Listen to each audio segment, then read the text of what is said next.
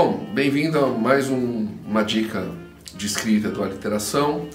Hoje nós vamos falar de novo sobre criaturas fantásticas, já é o terceiro vídeo. Então, caso você não se lembre, o primeiro vídeo nós falamos de deuses pagãos antigos e como alguns deles se tornaram, ou algumas criaturas fantásticas vieram deles, né? Como no caso da Banshee com a Morrigan, né? Nós falamos também dos faunos, dos centauros e dos dragões, isso no primeiro vídeo. No segundo vídeo nós falamos dos animais fantásticos, então animais que se tornaram criaturas fantásticas devido às suas características. Então o corvo, no caso de Odin e de Morrigan, né? O javali, o Gullinburst, o javali do Odin também, né? O coiote, no caso do folclore dos nativo-americanos, né? E ligamos a serpente à figura da medusa, né?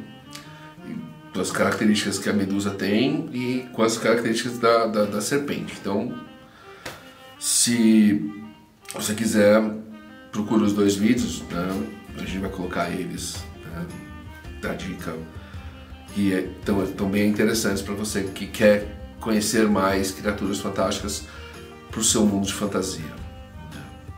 Hoje a ideia é falar de sereias e alguns seres, na verdade eu vou falar de dois, né? Na verdade, das sereias e as suas variações, né? Porque as sereias existem variações de sereias em muitas mitologias e culturas, e falar dos goblins e dos kobolds, né? Que na verdade são seres semelhantes, né? E fazer algumas ligações deles com a fantasia e com as mitologias do mundo, né? Para você ter base, né? Como sempre, a ideia é dar uma prévia de uma pesquisa para que você saiba mais, que você conheça mais esses seres e possa usá-los na sua história de fantasia, no seu mundo de fantasia. Então, como eu disse, nós vamos começar com as sereias. As sereias, como todo mundo sabe, foram criadas na mitologia grega, né? Elas são filhas do deus Aquelu, é um deus dos rios, e na verdade elas são irmãs. Deus também teve as Árpias, né? Na verdade, o conceito de sereias era o conceito de um ser que é metade humano, metade alguma outra coisa. Então havia pássaros, no caso das Árpias, e sereias. A única diferença é que ninguém se apaixonava pelas Árpias, né? E as pessoas só se apaixonavam pelas sereias. E o conceito era sempre...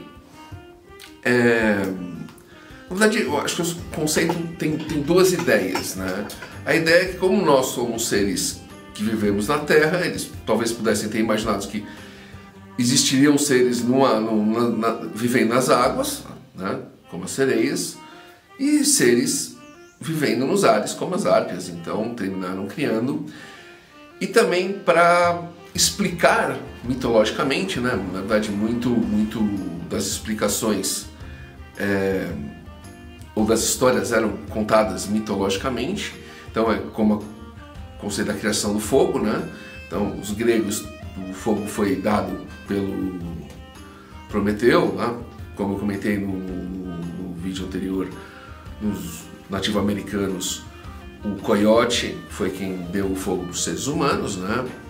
Então aquele conceito de que uma força misteriosa terminou dando, e eles terminam contando a história dando um tom mitológico, né? No caso das sereias e das Árpias, evidentemente, seria para explicar naufrágios, né? Às vezes as pessoas não sabiam explicar o que estava acontecendo, o que havia acontecido com os navios como eles foram afundado, e então eles falavam que as sereias, as Árpias, tinham levado os marinheiros a afundar o navio, né?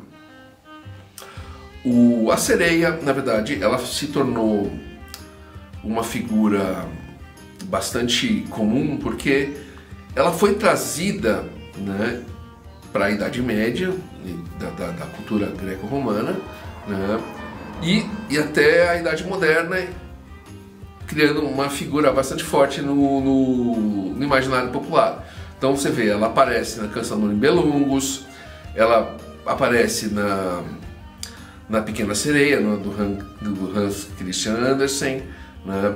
Mais tarde ela aparece no Peter Pan, né? Você tem as sereias no Peter Pan, né? Então foi uma figura que terminou vindo com o tempo, né? E se tornando parte da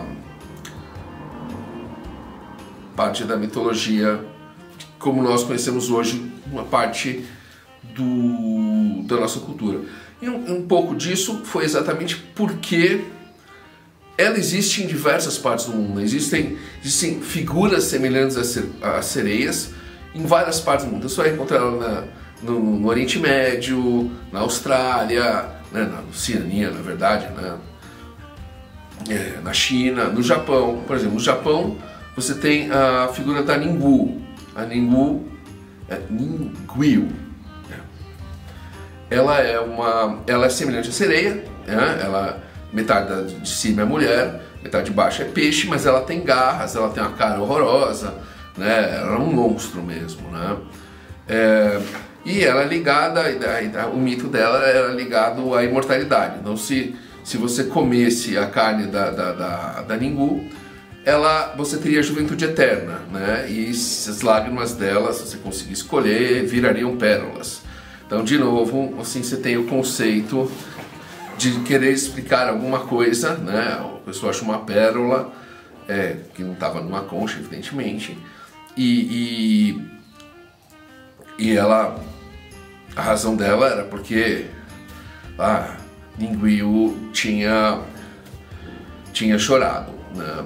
No Brasil, né, falando um pouco da nossa mitologia, nós temos a Iara, né, e o Ipupiara. Ipupiara é a versão masculina da Iara. Segundo algumas lendas, uma versão das lendas da Iara, ela era uma guerreira muito forte e os irmãos dela tinham, até onde me lembro, inveja dela e tentaram atacar ela. Ela atacou e matou eles, e aí o pai dela ficou bravo e amaldiçoou ela a se tornar uma criatura meio peixe, meio mulher. Se bem que vários estudiosos consideram que essa foi uma lenda que foi trazida pelos europeus, né, e adaptado, né, da lenda original grega para o folclore nacional. Então não é uma lenda que parece que é originalmente indígena, né? Além disso, nós temos não só a sereia, nós temos outros tipos de seres, né? Como, por exemplo, o Tritão, na Dinamarca, que seria um polvo aquático, né? Não necessariamente é metade peixe. Muitas vezes o Tritão parece um monstro do pântano, né? Aquelas meio verde, com guelras, né? Mas com garras. E você tem os Merrows, né? Na mitologia celta. Se bem que, até se a gente for considerar que houve uma invasão nórdica nas ilhas britânicas, talvez os Merrows sejam uma versão celta do Tritão que surgiu na mitologia nórdica, né? Até porque nós temos na mitologia celta, especialmente na Irlanda, mas ali na Escócia, na Inglaterra, no País de Gales também, a figura das Selkies. As Selkies, na verdade, elas eram focas, né? Elas eram semelhantes às focas, totalmente semelhantes às focas, não eram meio a meio, só que elas podiam tirar a sua pele de foca, e embaixo da pele de foca elas eram mulheres, né? Inclusive, reza na lenda que se o homem conseguisse pegar a pele da Selkie, de foca dela, ela ia ter que ficar na forma humana, né? E aí ele poderia se casar com ela, né? E todo tipo de coisa. E aí, na versão, os machos das Selkies seriam uma razão dos naufrágios, né? Eles atacariam os barcos para vingar a morte das focas, para vingar a perda das suas mulheres, né? E todo esse tipo de coisa, né? Agora, a gente está falando muito de mar, embora Iara seja mais ligada a rios, né? Lá fora, nós temos, na verdade, dois tipos de figura. Nós temos as figuras criadas mais para dar medo nas crianças, né? E nós temos as figuras que, como no caso da Banshee com a Morrigan, me lembram muito mais um conceito de serem criaturas que vieram de mitos anteriores, né? Então, no primeiro caso, por exemplo, você tem na mitologia ali das Ilhas Britânicas e da Irlanda, né, a Peggy Prowler, a Shellycoat, né, que tinha a cabeça cheia de conchinhas, né, e a Jenny Dentes Verdes, né? Então, o objetivo dessas histórias era evitar com que as crianças chegassem muito perto dos rios e dos lagos e se afogassem. Então, a história era que elas pegavam as crianças e afogavam as crianças. E você tem a Glastic. A Glastic era um ser meio humano, meio cabra, né? É muito estranho porque era ligado ao rio, mas de qualquer maneira é essa história, né? Que ela chamava a atenção lá dos pescadores e de quem estivesse nas imediações para chupar o sangue, né? Então ela já é um mito um pouco mais macabro, né? Como você pode ver, existe muito material, né? Então você pode pegar, por exemplo, uma sereia como a Ninguil, você pode pegar uma versão como a Iara, você pode criar uma raça como a dos Merrow, a dos Tritões, né? Você pode contar uma história mais baseada nas Selkies, né, da Irlanda, assim, tudo... basta você buscar mais informação e criar uma boa história com bons personagens, evidentemente, né? E englobar toda essa história na mitologia do seu mundo, né? Não adianta você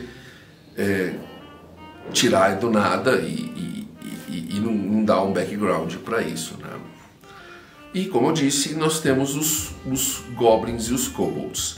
Agora, os goblins são, dentro da mitologia, de novo,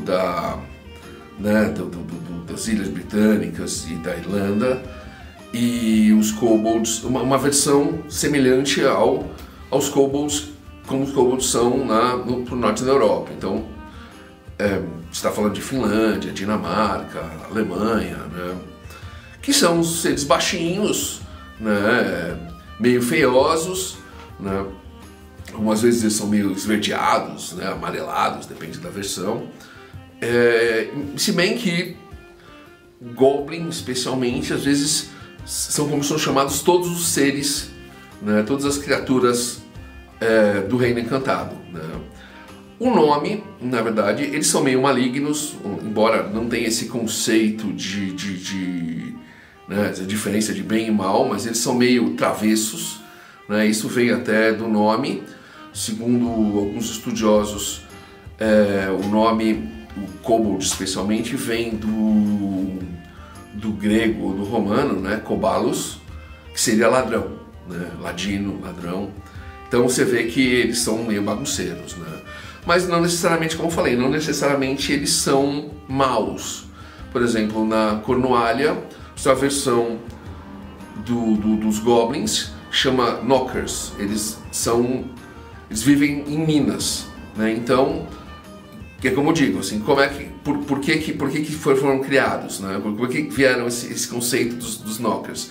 Porque os mineiros ouviam barulhos, né? E a explicação que eles davam era que viam uns pequenos seres, né, que faziam esses barulhos, né? Inclusive eles eram, muitas vezes, apesar desses poderem ser travessos, eles eram amigos dos mineiros, né? Às vezes apontando, ou os barulhos indicando veios de metal, né? E outras coisas. Na Escócia você tem os brownies, criaturas encantadas, não bolo, por favor, né? Você tem no País de Gales os Coprilans. Coprilans, você vê claramente que é uma versão galesa do Goblin, né? Até parecido o nome. Os Witchling, no sul da Alemanha. Então você percebe que vários locais ou várias culturas, né, ou várias tribos tinham nomes diferentes para seres semelhantes. Então você tem os boggles, você tem os duendes, né? Tudo isso eram versões do que poderiam ser considerados os goblins e os kobolds, né? Inclusive várias versões mais individualizadas. Então, em alguns lugares criavam-se histórias, né, de seres que eram especiais. Então, por exemplo, você tem o Gorro Vermelho, né, que era o protetor de um castelo antigo, e que ele era chamado Gorro Vermelho porque ele pintava o gorro dele com o sangue das pessoas que ele matava. Então já é uma coisa mais... deixa de ser só travesso, né? Passa a ser uma coisa mais pesada, né? Quase um espírito, tal, mas termina sendo uma coisa interessante, vale uma pesquisa, né? E se nós formos considerar na fantasia mais moderna, né? E por mais moderna eu falo a partir de Tolkien, mas tem coisa anterior, né? Você tem os orcs, na verdade, no próprio Senhor dos Anéis, os orcs algumas vezes são chamados de goblins, né? Ou hobgoblins. Na verdade, você tem o conceito na fantasia de que o hobgoblin seria um goblin um pouco maior. Então, você imagina, dentro do Senhor dos Anéis, usando uma referência, né, que o goblin seria o orc e o hobgoblin seria aquele uruk-hai, aquele guerreiro mais fortão, né? mais militarizado, né? Não seria só uma dorzinha de cabeça para os protagonistas. E você tem histórias até bem modernas de orcs, por exemplo, né? Falando de orcs, mas de outros seres também em histórias de fantasia. Então, por exemplo, a trilogia Orcs, né, que terminou vindo para o Brasil só um número pela Panini, infelizmente. Eu consegui ler os 3 porque eu terminei comprando em inglês. Você tem orcs, você tem duendes, você tem kobolds, você tem trolls, né? A ideia seria que os protagonistas seriam os orcs, né? Então seria uma inversão. Em vez de você ter o orc como inimigo, a ideia era o orc ser o protagonista. E muito antes disso, você tem uma história de 1800 e pouco. Eu sei que essa não é antes do Tolkien, mas eu vou explicar porque eu trouxe ela mais pro final, junto com as fantasias, que é o Goblin Market. Goblin Market, o Mercado Goblin, é um poema narrativo, porque na verdade ele foi escrito em meados de 1800 pela Cristina Rossetti. Ele é um poema narrativo, mas ele foi usado recentemente faz tempo, mas no Livros da Magia do Neil Gaiman, né, em que o personagem chega no Mercado Goblin quando ele está visitando os mundos de fantasia. Então, como você pode ver, tem muito material de pesquisa, tem muito ser, até sobre os seres que eu falei hoje, né, o Goblin, o Kobold, o Orc, o Hobgoblin, as sereias, as Selkies, né, a Yara, a Nigel.